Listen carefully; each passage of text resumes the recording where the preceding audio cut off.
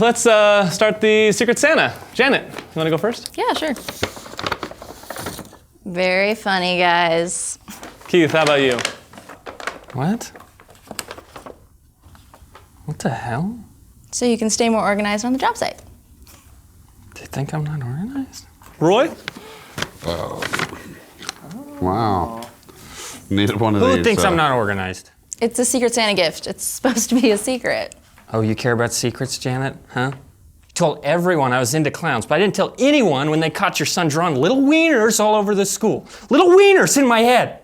I'd have to write that down, little wieners. Come on, man. I don't think Janet gave that to you. Oh, so it must have been you, Roy. Really? You think I'm disorganized? You're showing me pictures of the job site.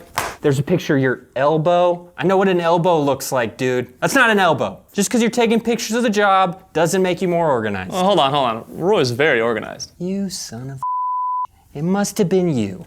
Some nerve. First you declined my raise, now this. Let's go talk in my office. Keith. This is actually your gift. Who the